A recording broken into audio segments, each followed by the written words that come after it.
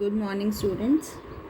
कल हमने शुरू किया था अपना टॉपिक इलेक्ट्रिकल कैपेसिटेंस और डिस्कस किया था इलेक्ट्रोस्टैटिक्स ऑफ कंडक्टर की how does a conductor behave in an external electric field and we concluded that inside the conductor electric field is zero, inside the conductor electric charge is zero, whatever charge is given to conductor it resides on the outer surface. And third one was the electric potential is constant within and at the surface of the conductor. Moreover, electric field lines are always normal to the surface of conductor while starting and leaving from it. ठीक है. Then we did electrostatic shielding and what is electrical capacitance. ठीक है. आज हम करेंगे, कल हमने principle किया था capacitor, how does a capacitor works. आज हम जो पैरेलल प्लेट कैपेसिटर आपके सिलेबस में है उसकी कैपेसिटी को हम कैलकुलेट करेंगे. बहुत ही इम्पॉर्टेंट एक्सप्रेशन है, एग्ज़ाम में आता है. Capacity of parallel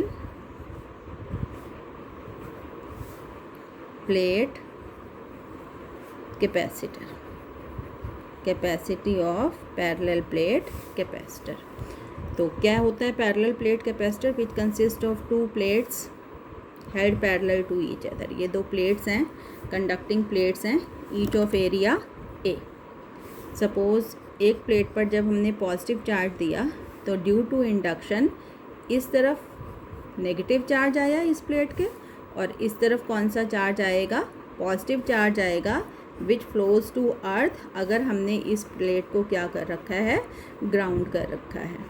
late they be held parallel to each other at a distance d apart. अब अगर आपको याद होगा, मतलब जितना हम इस प्लेट पर पॉजिटिव चार्ज देंगे उतना ही इस प्लेट पर नेगेटिव इंड्यूस होता रहेगा. और हमने गॉसेस थ्योरम में जब एप्लीकेशन की थी इलेक्ट्रिक फील्ड इंटेंसिटी निकालने के लिए between two thin infinite plane sheets of charge carrying equal and opposite surface charge densities, तो आपको याद होगा यहाँ इस तरफ इलेक्ट्रिक फील्ड ज़ीरो हो गई थी, यहाँ भी इलेक्ट्रिक फील्ड ज़ीरो हो गई थी, और इन बिटवीन बीच में कितनी आई थी electric field intensity? Sigma upon epsilon naught. Where sigma क्या है बेटे? Sigma is surface charge density, surface charge density and is given as, क्या होता है सरफेस चार्ज डेंसिटी? कितना चार्ज है प्लेट्स पे? Q, और एरिया कितना लिया हुआ है हमने हर एक प्लेट का? A. तो surface charge density is Q upon A. अब अगर मैं इन दोनों प्लेट्स के बीच में पोटेंशियल डिफरेंस निकालना चाहूँ तो वो कितना होगा? Potential difference between the plates of capacitor V is equal to E naught D. कैसे आएगा ये? अगर आपको रिवाइज करवाऊँ, work done is equal to potential difference. Work done होता है force into distance. Force unit positive test charge पे होता है Q naught E into distance. कितना है प्लेट के बीच में? डी. यूनिट पॉजिटिव चार्ज कितना है? 1, तो 1 ई इंटू डी. तो यहाँ से देखो V is equal to E d. ये हम बहुत जगह इस्तेमाल करने वाले हैं और पहले भी मैंने आपको एक दो बार ये डिराइव करके बताया है. तो पोटेंशियल डिफरेंस कितना हो जाएगा दोनों प्लेट्स के बीच में? कितनी फील्ड है प्लेट्स के बीच में? ई नॉट, ये रही, और डिस्टेंस कितना है प्लेट्स के बीच में? डी. और क्योंकि ई नॉट किसके इक्वल है? सिग्मा बाई एप्सिलॉन नॉट के. तो अगर हम यहाँ ई नॉट की जगह इसकी वैल्यू रख दें sigma by epsilon not into D. And what about sigma? कितना है sigma? Charge per unit area. तो ये फाइनली आ जाएगा Q बाई ए. सिग्मा की जगह नीचे है एप्सिलॉन नॉट और multiplied by D. This is the potential difference in between the plates. हमें क्या कैलकुलेट करनी है? हमें कैलकुलेट करनी है कैपेसिटी. क्या कैलकुलेट करनी है? कैपेसिटी. तो कल कैपेसिटेंस के लिए जो फार्मूला आया था, it is defined as the ratio of charge and potential difference. यही होती है कैपेसिटी.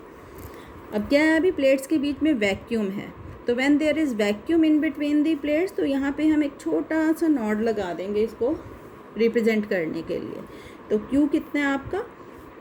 Q चार्ज कितना है प्लेट्स पे? Q. और V आपने कितना निकाला है? ये रहा. तो this is Q D upon epsilon naught A.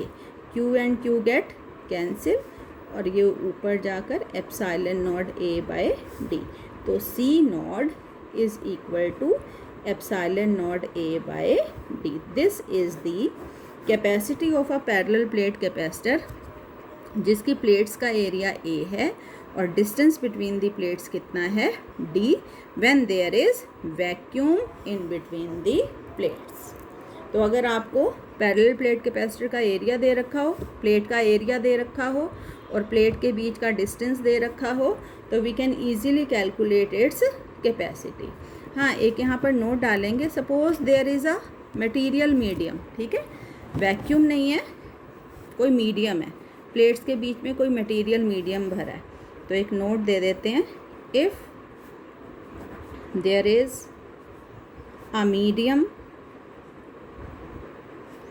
in between the plates having permittivity epsilon m। अब मीडियम की परमिटिविटी कितनी है एप्सिलॉन m, तो कैपेसिटी कितनी हो जाएगी, तो इस फार्मूले के हिसाब से बेटे कितनी आएगी। अब कैपेसिटी जब मीडियम इज़ देयर तो m यहाँ पर हम लगाएंगे।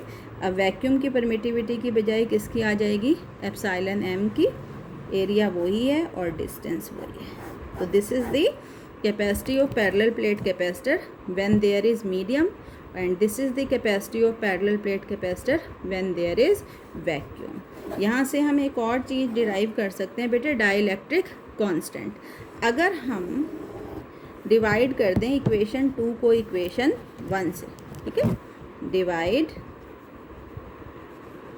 2 बाय 1, तो 2 है आपका Cm, 1 है आपका सी नॉट, सी एम है आपका epsilon m a by D और सी नॉट है आपका epsilon naught a by D. D से डी, a से a कैंसिल हो गया, तो फाइनली आपका आया C M by C naught, किसके equal, epsilon m by epsilon naught. याद है आपको ये क्या हुआ करता था, बिल्कुल वेरी फर्स्ट चैप्टर में हमने पढ़ा था, ratio of permittivity of medium to the permittivity of vacuum.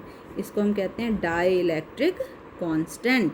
तो यहाँ से डाई इलेक्ट्रिक कांस्टेंट की एक और डेफिनेशन आ गई, it is C M by C naught, कि किसी भी मटेरियल का, मीडियम का डाई इलेक्ट्रिक कांस्टेंट किसके इक्वल होता है, रेशो, किस किस का रेशो है, capacity of parallel plate capacitor with medium in between the plates to the capacity of parallel plate capacitor with vacuum in between the plates। For example, suppose when there is vacuum, तो parallel plate capacitor की capacity कितनी है, 5 microfarad. कितनी है, 5 microfarad. अब vacuum की बजाय मैंने प्लेट्स के बीच में एक मीडियम डाल दिया जिसका डाइलेक्ट्रिक कांस्टेंट कितना है बेटे, 2। कितना है, 2। तो नई कैपेसिटी कितनी हो जाएगी, यहाँ से देखो, C M is equal to K into C naught. K कितना है आपका 2 और सी नॉट कितना है आपका 5, तो ये नई कैपेसिटी कितनी आ जाएगी, 10 माइक्रोफैरड। क्लियर है। तो दिस इज़ दी, देखो बहुत आसान सा डेरिवेशन है और आता है एग्ज़ाम में मोस्टली, कि कैपेसिटी निकालनी है। सबसे पहले हमने इलेक्ट्रिक फील्ड रख दी, यहाँ सिग्मा की वैल्यू पुट कर दी Q बाय ए, पोटेंशियल डिफरेंस निकाल लिया, V इतना आया, और क्योंकि कैपेसिटी होती है चार्ज अपॉन पोटेंशियल, और ये निकाल के कितनी आ गई, epsilon naught A upon D. ठीक है, तो इसको अच्छे से करना इम्पॉर्टेंट है। अब आगे हम बात करते हैं कॉम्बिनेशन ऑफ कैपेसिटर्स। ठीक है, कि कैपेसिटर्स को हम कैसे कनेक्ट कर सकते हैं। ठीक है, ग्रुपिंग ऑफ कैपेसिटर जिसको हम कहेंगे, ग्रुपिंग ऑफ कैपेसिटर्स। एक्चुअली क्या होता है, जब हम प्रोजेक्ट बनाते हैं, कोई डिजिटल सर्किट बनाते हैं, ठीक है, जो सर्किट्स रिमोट्स में लगे हुए हैं, आपके टॉयज़ में लगे हैं, आपके कंप्यूटर में लगे हैं, उनमें हमें कैपेसिटर्स की ज़रूरत पड़ती है, और मार्केट में हर वैल्यू का कैपेसिटर जो है वो अवेलेबल नहीं होता। तो डिज़ायर्ड वैल्यू का कैपेसिटर ऑब्टेन करने के लिए हमें कैपेसिटर्स की ग्रुपिंग करनी पड़ती है। कैपेसिटर्स की ग्रुपिंग दो तरीके से होती है बेटे। कैपेसिटर्स को हम सीरीज़ में जोड़ सकते हैं, जैसे आपने 10th क्लास में पढ़ा था रेजिस्टेंस को सीरीज़ में जोड़ना और पैरेलल में जोड़ना, वो हम सेकंड यूनिट में करेंगे। ठीक है, तो अभी देखो कैपेसिटर्स इन सीरीज़ जुड़ सकते हैं और दूसरी ग्रुपिंग हो सकती है कैपेसिटर्स इन पैरेलल, है ना। क्यों करी जाती है ग्रुपिंग? डिज़ायर्ड वैल्यू का कैपेसिटर ऑब्टेन करने के लिए। फॉर एग्जांपल चलो एक साधारण सा उदाहरण है कि माना आपको 9 रुपये चाहिए, तो 9 रुपये तो नहीं छाप रखे, ना 9 का सिक्का है ना 9 का नोट है, तो what you do, you group the currency. आप एक 5 का सिक्का लेते हो और 2 के सिक्के ले लेते हो, तो बन जाएंगे 9, या एक 5 का और 4 1 के ले लोगे। तो ग्रुपिंग इस तरीके से ग्रुपिंग यहाँ भी हो रही है, लेकिन 2 तरीके से, एक सीरीज़ में और एक पैरेलल में। सभी वैल्यूज़ के कैपेसिटर्स आर नॉट अवेलेबल, तो to get the capacitor of desired value capacitors की जो ग्रुपिंग है वो की जाती है। तो सबसे पहले हम बात करते हैं कैपेसिटर्स इन सीरीज़। बहुत ध्यान से देखेंगे बेटे, इम्पॉर्टेंट है, इस पर बेस्ड न्यूमेरिकल भी आता है। उससे पहले this is the symbol of capacitor, ये कैपेसिटर का सिंबल होता है। 2 पैरेलल प्लेट्स बनाई हुई हैं। सपोज वी हैव 3 कैपेसिटर्स, एक ये है और एक ये है। इसकी कैपेसिटी आप कह दो C1 है, C2 है एंड C3 है, and they are connected between points A and B like this. इस तरीके से ये कनेक्ट है A और B के बीच में। तो इस तरीके से जब ये कनेक्ट होते हैं तो they are set to be connected in series. क्या कहलाते हैं? ये सीरीज़ में जुड़े हुए हैं। अब सपोज़ हमने कितना पोटेंशियल अप्लाई किया बेटे? V वोल्ट अप्लाई किया। अब जब पोटेंशियल अप्लाई किया मतलब बैटरी हमने इसके अक्रॉस जोड़ी, तो C1 के इस प्लेट पर कौन सा चार्ज आया? पॉजिटिव चार्ज, चार्जिंग शुरू हो गई।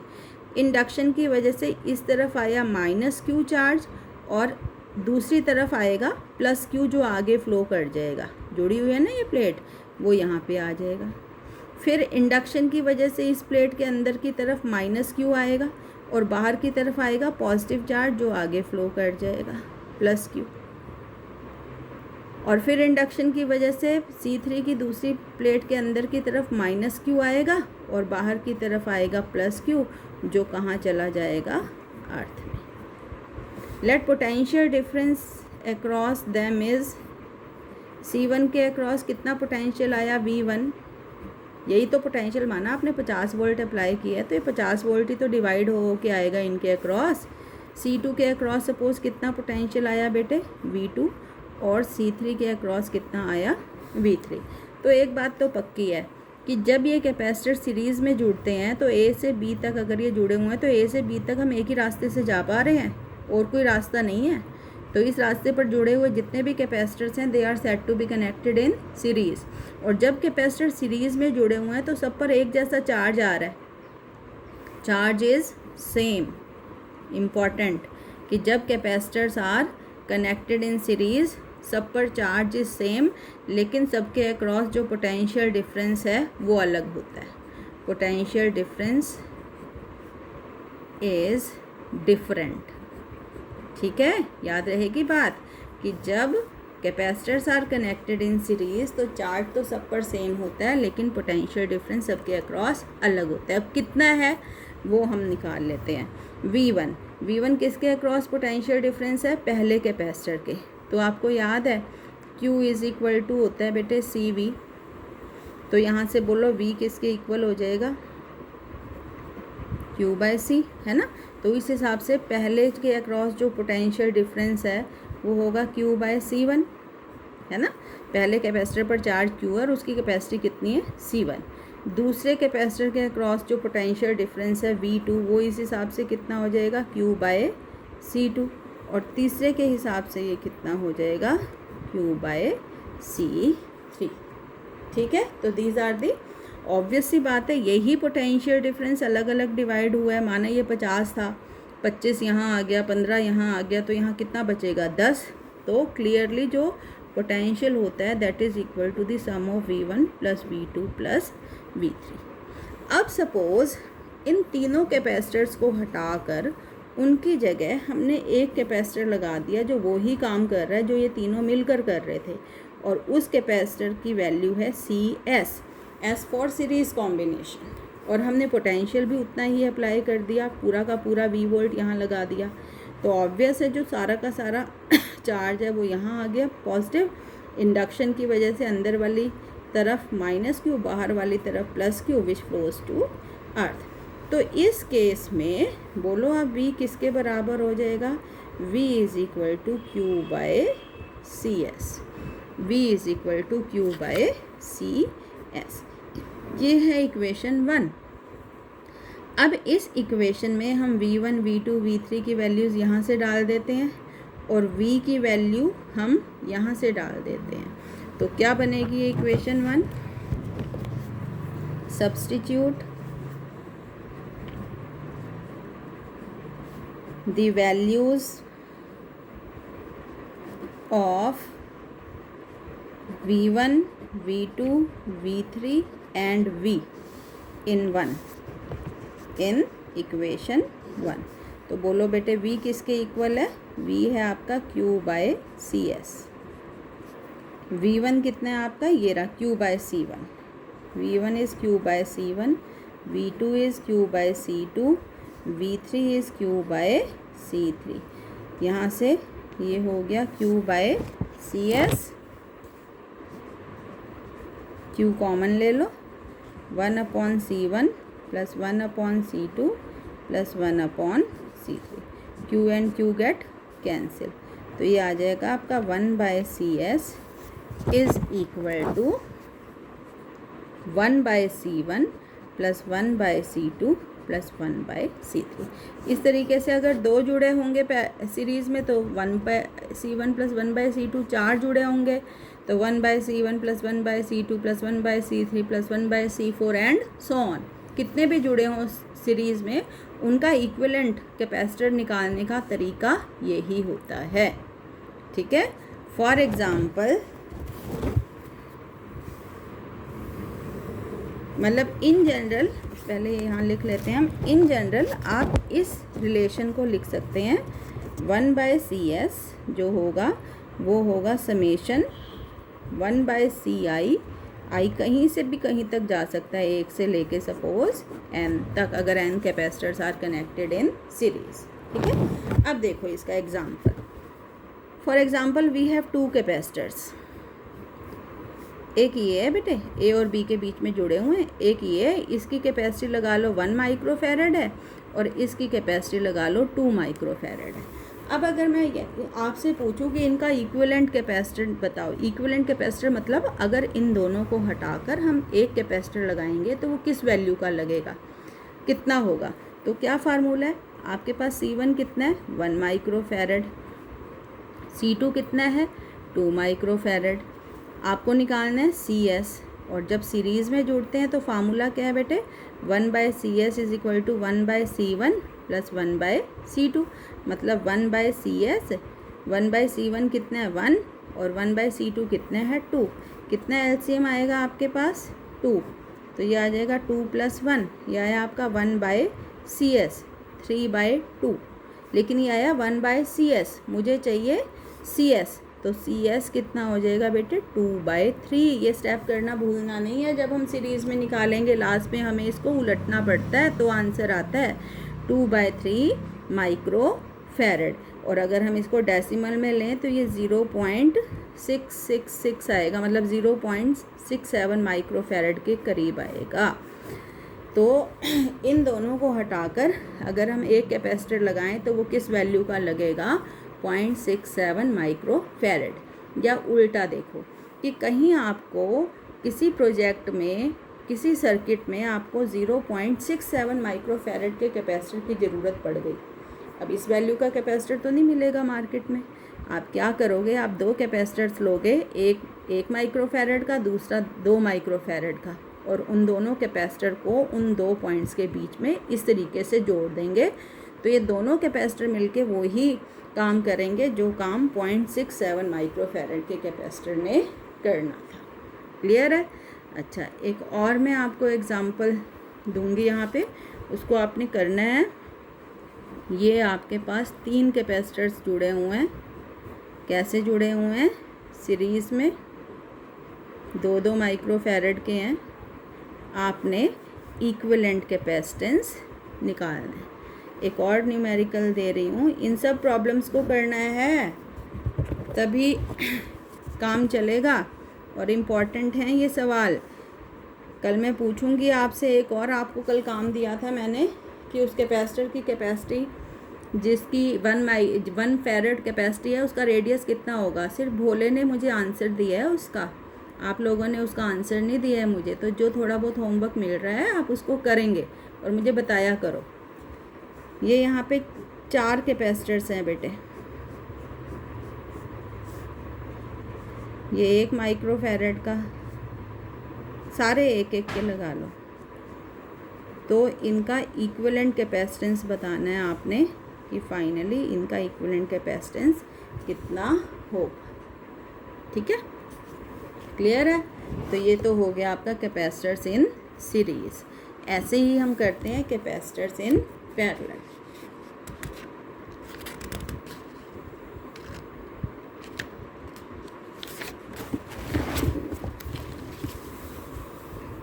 Capacitors in parallel. अब माना वही 3 कैपेसिटर्स हैं आपके पास। पहले की कैपेसिटी C1 है, दूसरे की C2 है, इसकी C1 है, इसकी C2 है और इसकी C3 है। और A और B पॉइंट ये हैं आपके, और ये इस तरीके से जुड़े हुए हैं।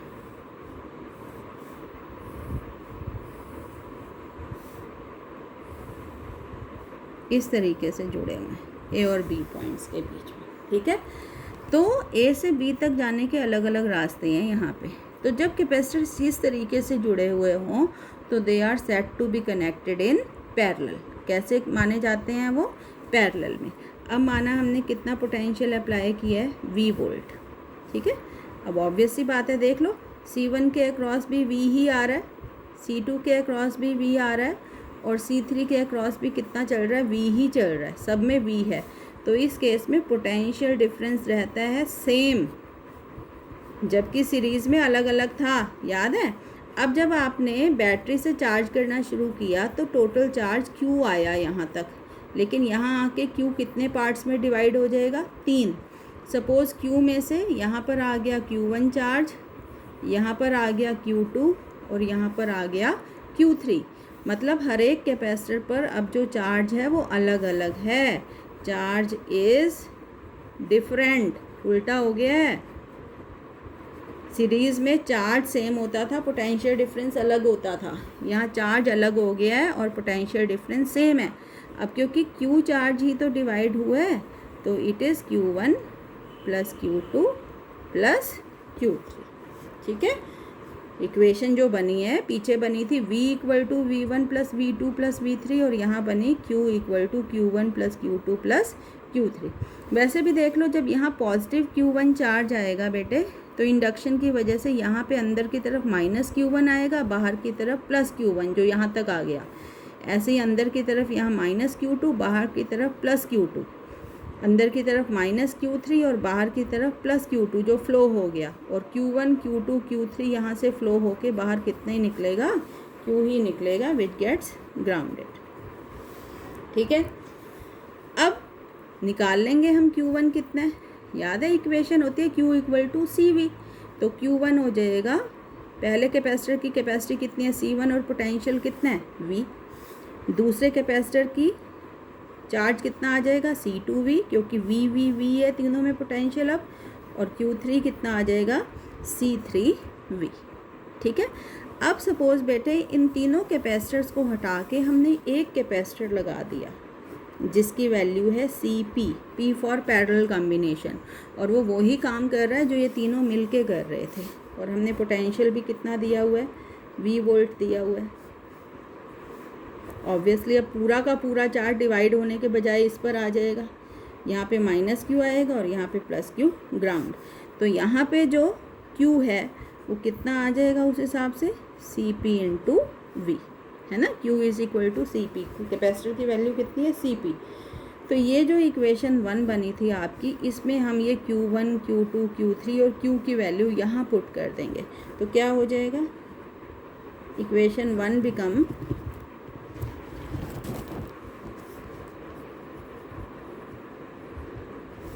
Q की जगह CPV, Q1 C1V, Q2 C2V और Q3 आपका C3V। CPV यहाँ से V कॉमन आ गया, C1 plus C2 plus C3 और V से V कैंसिल, तो सिंपली CP किसके इक्वल आ गया, C1 plus C2 plus C3। मतलब जब कैपेसिटर्स पैरेलल में जुड़े होते हैं तो उनके बराबर का कैपेसिटर सिंपली कैसे आ सकता है, उन सारे कैपेसिटर्स को ऐड करके, ठीक है, जोड़ करके हम इक्विवेलेंट कैपेसिटेंस निकाल सकते हैं। फॉर एग्ज़ाम्पल, माना हमारे पास यहाँ 2 कैपेसिटर्स हैं, ये और ये कैसे जुड़े हुए हैं, ये A और B पॉइंट के बीच में, ये 1 माइक्रोफैरड का है और ये 2 का, कैसे जुड़े हुए हैं, पैरेलल में। तो अब C1 की वैल्यू है बेटे 1 और C2 की वैल्यू है 2 और CP का फार्मूला होता है C1 जमा C2। तो ये हो जाएगा आपका C1 है 1, C2 है 2, 3 माइक्रोफैरड। मतलब अगर आप इन दोनों कैपेसिटर्स को हटाकर एक कैपेसिटर जोड़ना चाहोगे तो वो किस वैल्यू का रहेगा, 3 माइक्रोफैरड। ये थोड़े से सवाल दे रही हूँ मैं।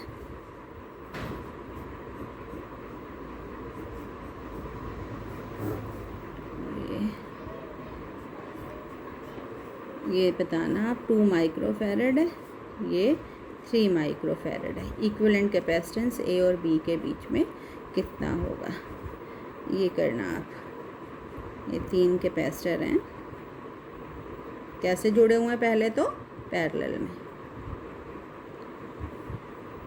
हाँ, 1 माइक्रोफैरड के। तो आपने फाइनली बताना है कि CP कितना होगा। तो सिंपल से न्यूमेरिकल्स आपको आज दिए हैं मैंने, बहुत अच्छे से पढ़ना है। तीनों जो डेरिवेशंस हैं तीनों इम्पॉर्टेंट है। पैरेलल प्लेट कैपेसिटर्स की कैपेसिटी निकालना, ठीक है, और फिर ग्रुपिंग करना, कैपेसिटर्स की ग्रुपिंग से हम कैसे कर सकते हैं। तो कल जो है वो मैं इसके न्यूमेरिकल्स और हम सॉल्व करेंगे और फिर आपको होमवर्क के लिए दूंगी। तो आज इतना है, आप इसको ध्यान से करेंगे और जो होमवर्क देती हूँ आप मुझे करके बताया करें। Thank you.